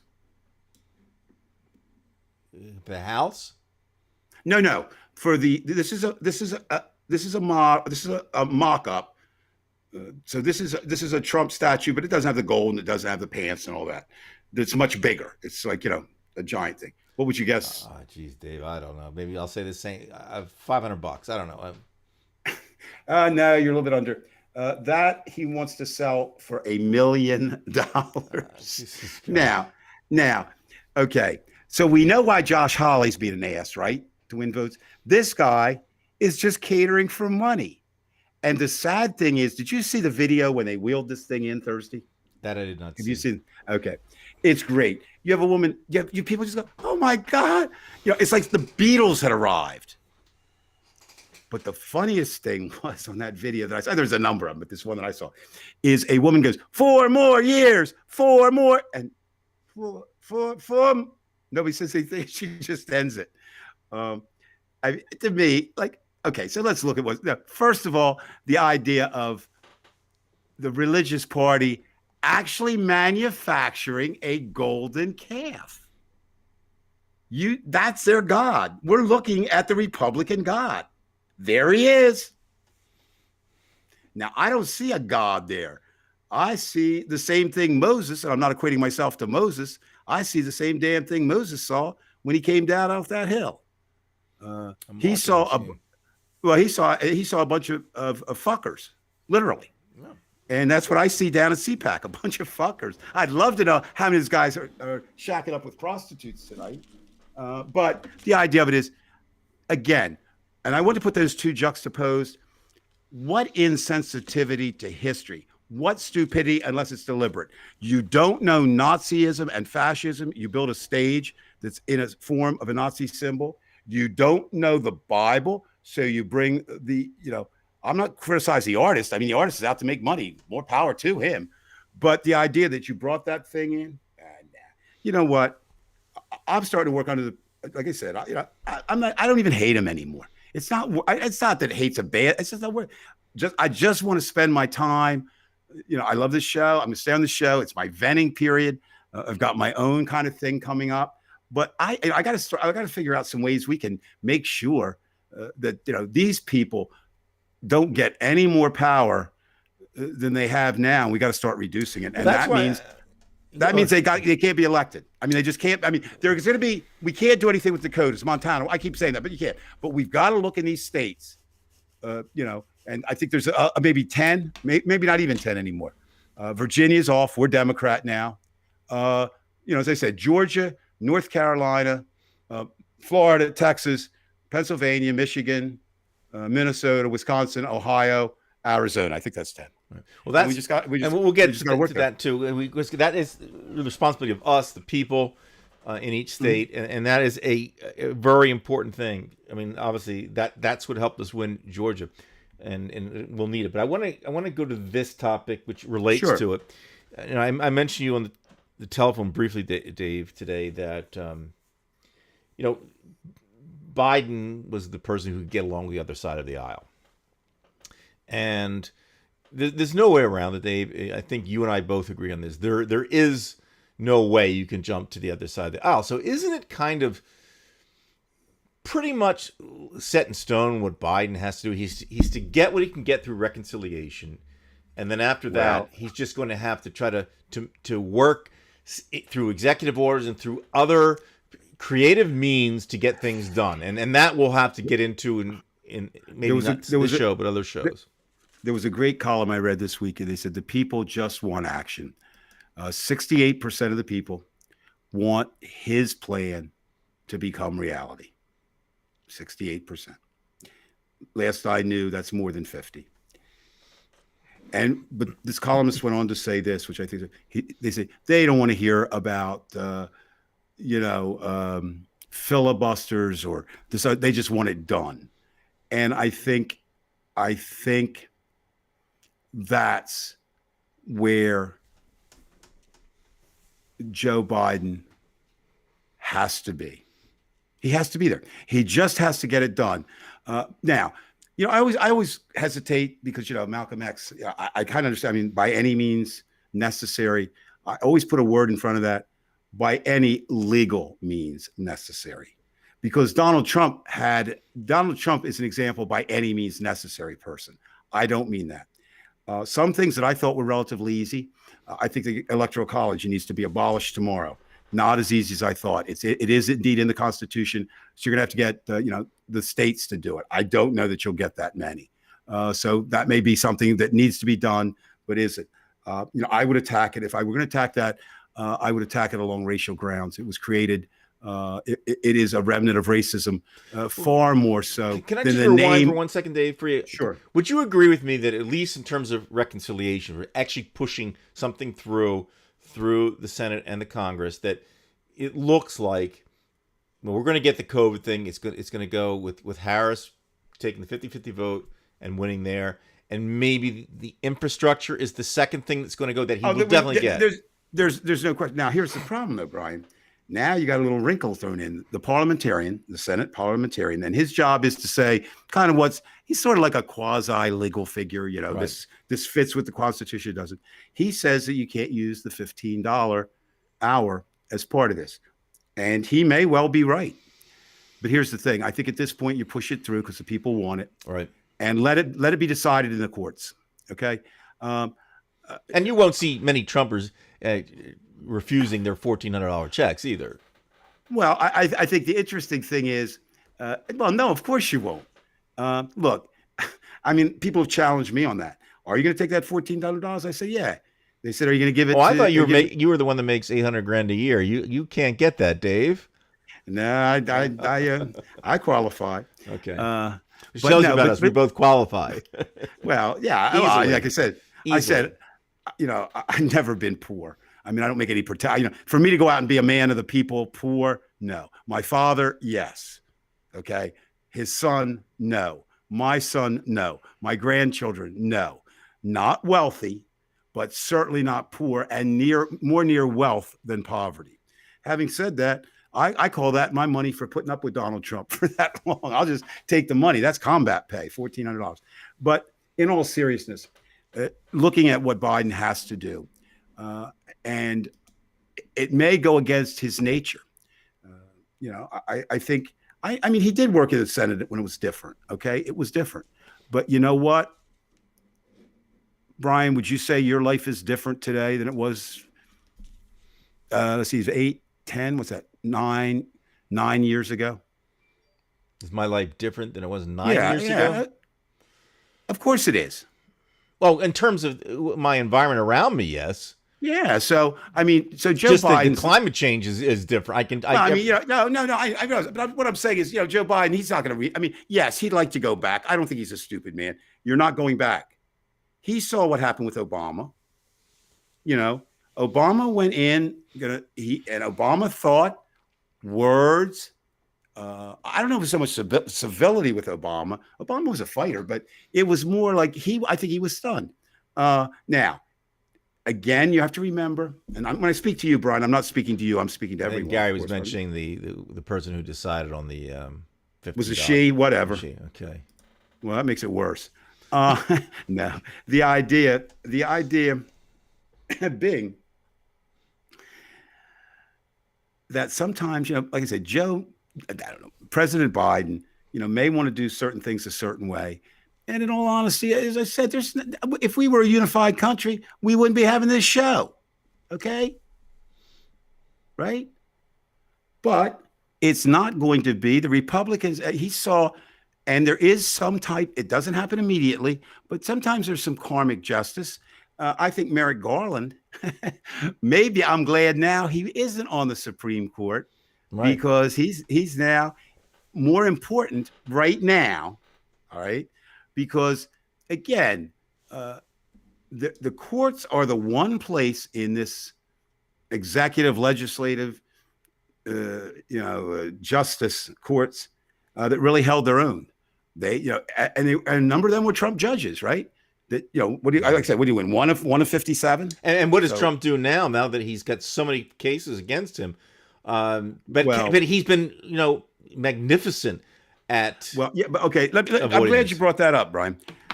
Yes, and you've said that all along, and you can't argue with it. He has been, what was it? They used to call the one mafia guy in New York the Teflon Don, right. John Gotti. Nothing stuck to him.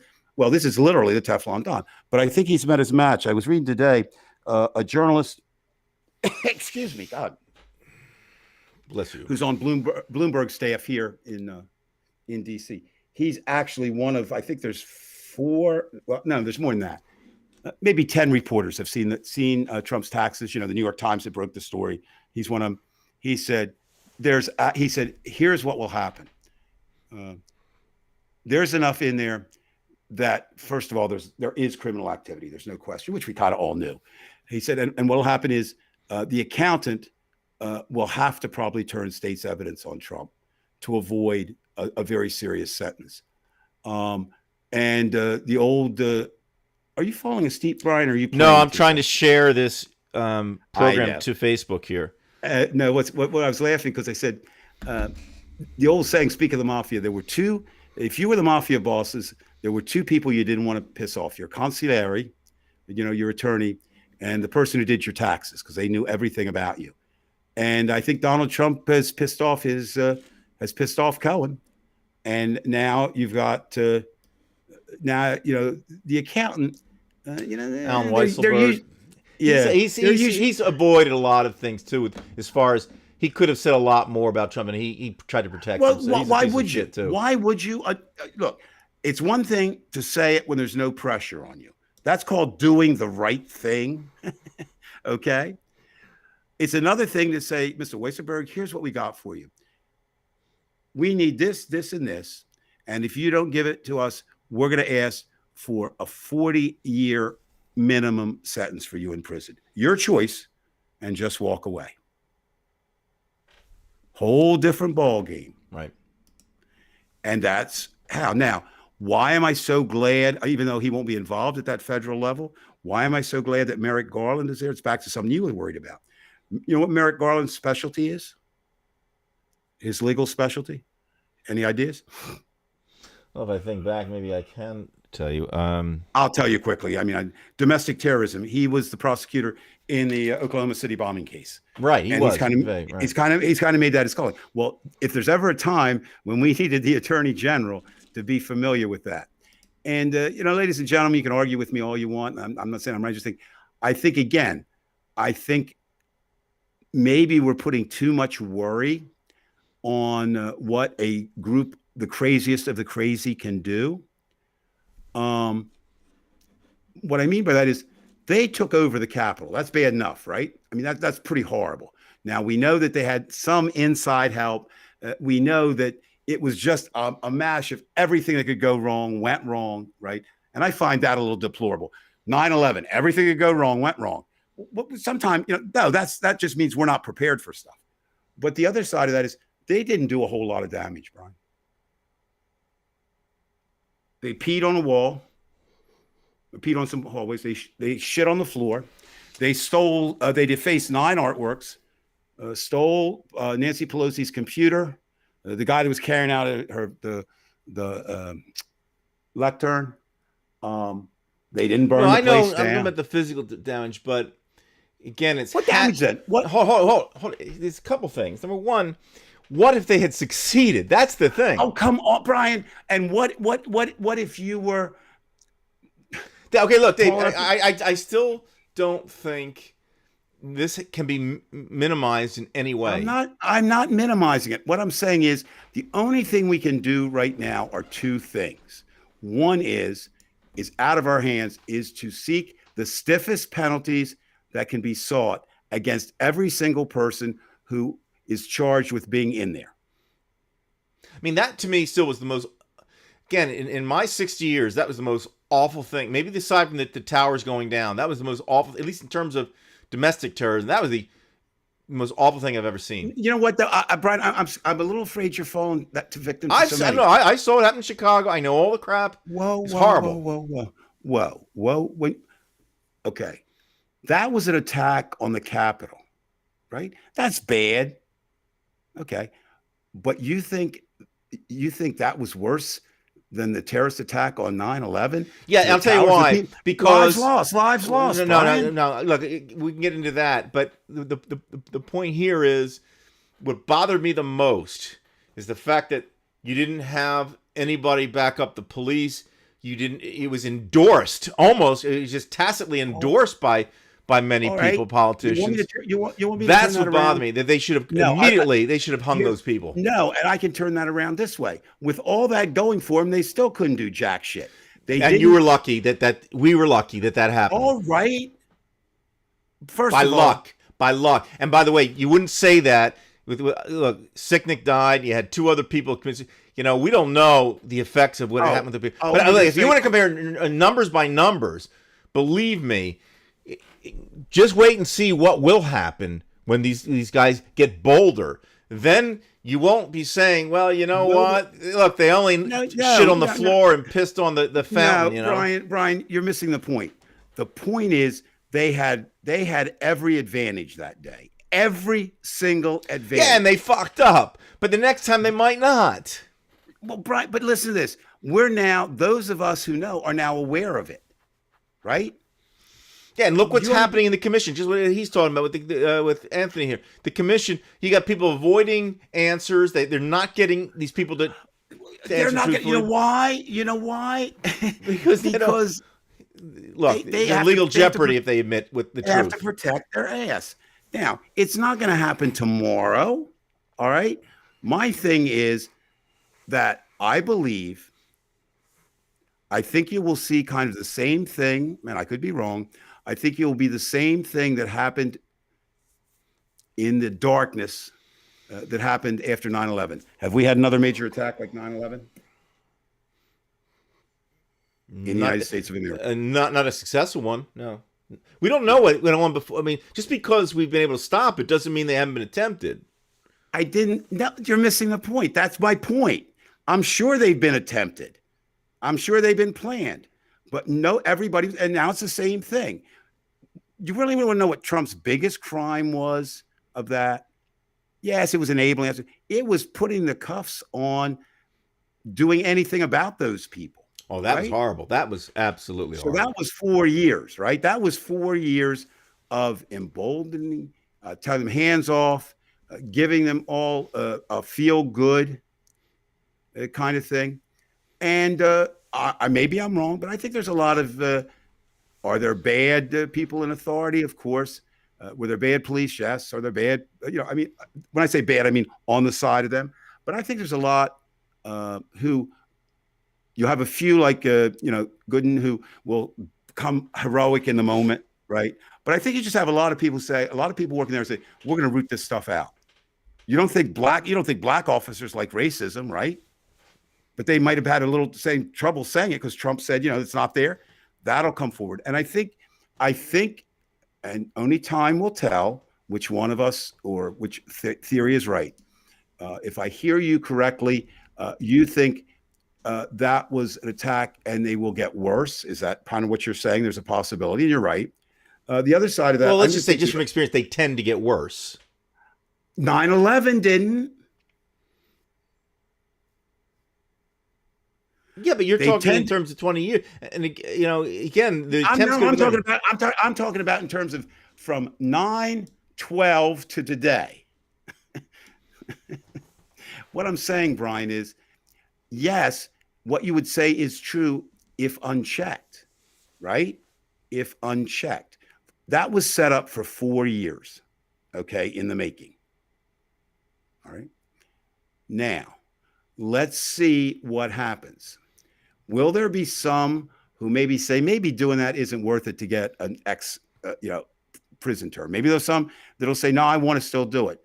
But the nice thing about hate groups, they have to grow. They have to grow. No, HLS. I don't even know whataboutism. It's not whataboutism. It's true. Show me. Where's the whataboutism? I'm saying that, here's what I'm saying, and if I'm not making myself clear. Do I like the fact that they hit the Capitol? No.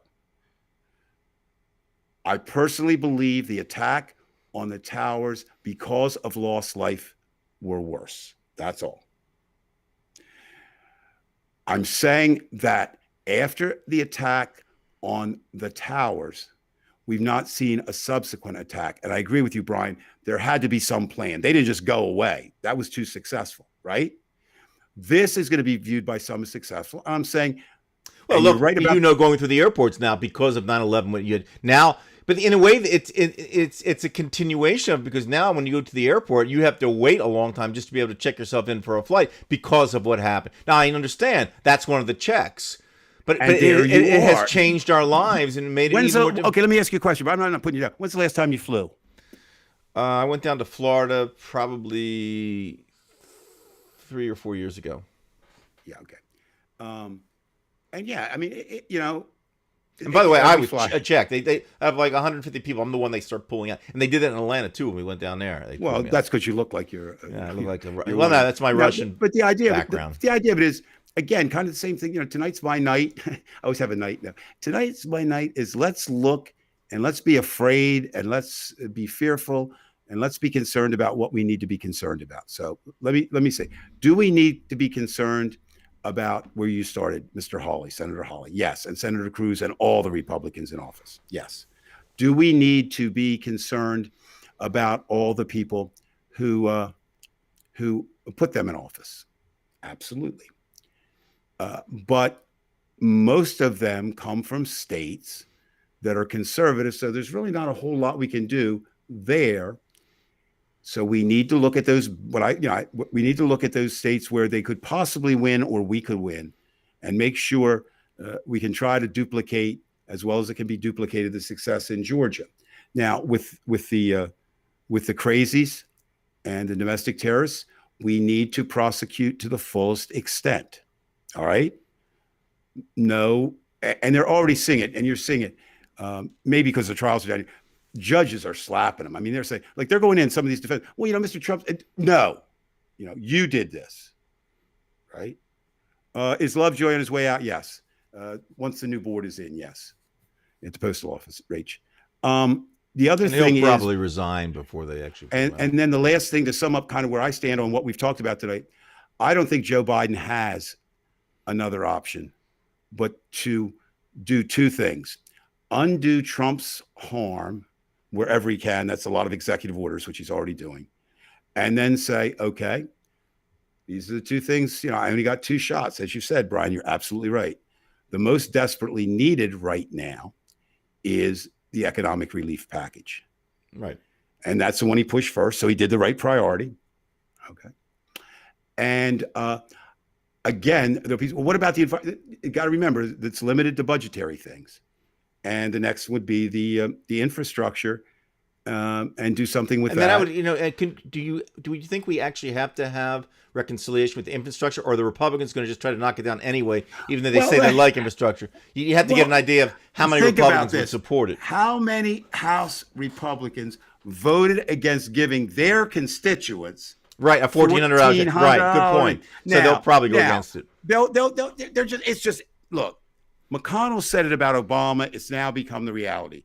We will not, even if we think it's good for the country, we will not approve anything the Democrats come up with. Right. And that's what we have now.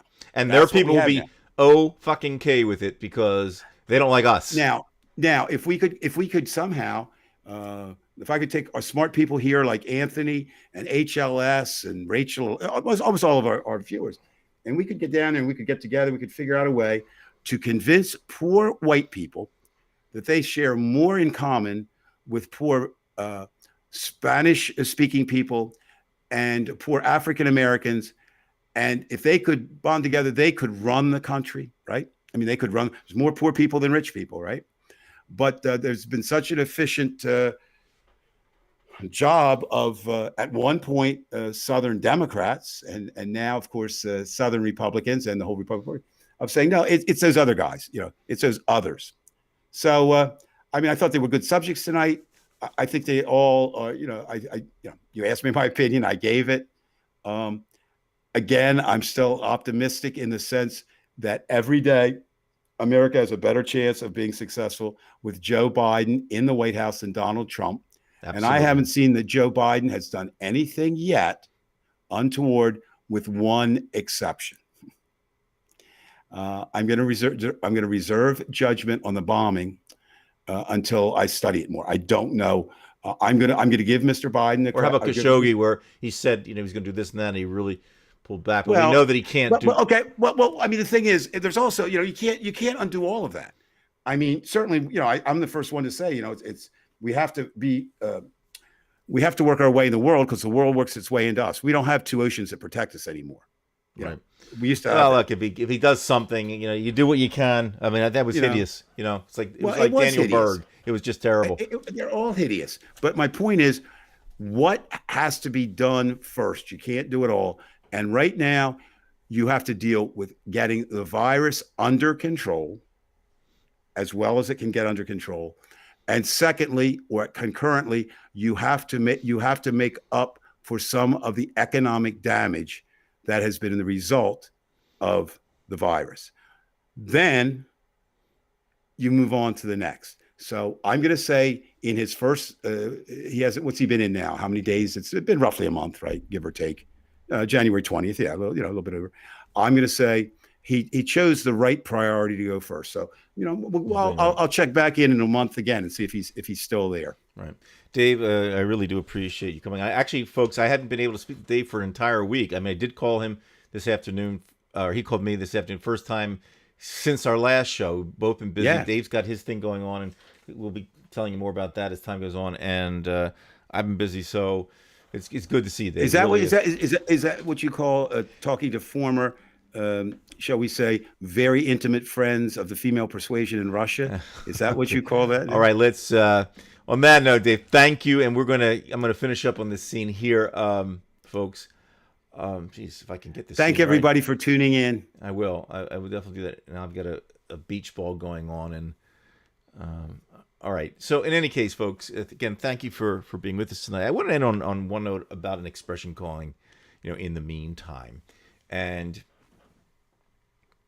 I think when we were having this discussion, when Dave and I were discussing, and you folks started throwing in the comments, it started reminding me of that expression because, we were all exhausted from those 4 years. I mean, we really, really were, and I've been exhausted for many years now with the Republicans. But I wanted to go back to the 1970s when I used to get ready for hockey games. I remember it was all during the week. I would get all excited about what was going to happen. Then you had your practices, and then when you finally got to the game was 60 minutes. Then you were hoping that you'd play a lot of shifts, or were in the action. And then when you look back on it, it was actually just such a short period of time. And the time that you touched the puck, it was so minimal compared to that whole in the meantime thing. And I think the depressing part about our future, because I think most of us are generally on, for want of better words, on the expressions, it's not actually funny. We're on that same iceberg, and you don't see the change happening quick enough. You see mild changes here, there, and then you see these people like Hawley and Gates, and it really wouldn't matter. They're all the same, and they exhaust you, and even if you do get to that that promised land, so to speak, it's the meantime, and then you realize even if you do get there, it ate away at you, and even if we do, somehow convince whomever that this is the way to go, or if we somehow have enough of us, as David says, the votes, and we have this strong movement toward progressivism, even though we do that, it's the meantime. But I think when it comes down to it, it's kind of like going down with the ship, or just knowing that you're part of that ship, that, we're going to have to sacrifice. I mean, because others did, obviously Martin Luther King, Malcolm X, and even what's going on today in Russia with Alexei Navalny, the trouble he's going through. And even that hockey player from the Rangers, who now is in a lot of trouble with Putin. He lives in the States. He's a great hockey player, Artemi Panarin, because he said something against Putin. And it just makes me feel like, look, we have to understand that life is not free, and obviously freedom is not free. And this is something for me to understand. I'm not here to teach you anything. You know this yourself. I'm just commiserating with you. I think at some point, it's extremely exhausting, and in the meantime, it's pretty tough. So my advice for myself, and I don't know about you, is that we're just going to have to lead an interesting life, albeit difficult. And that's the only thing. And then the old expression, life is a bitch, and then, and then that's it. Not a great note, but not a horrible note to end on. It's just that it's this acceptance, like it's the Kubler-Ross acceptance. Like, it is what it is. So, yeah. Anyway, I want to thank everybody, especially my good friend David Price, for coming on. We didn't. Ryan was going to come on, but I guess we didn't have him tonight. Sorry not to see him, but maybe he'll be on with us next week.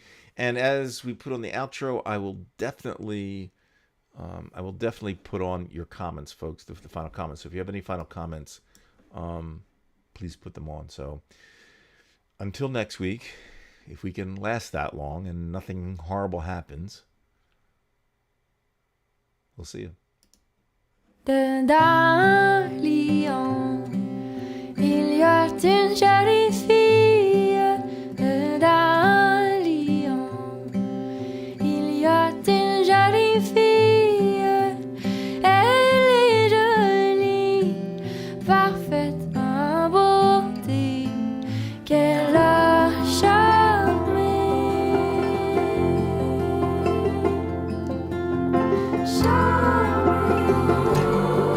Elle a charmé.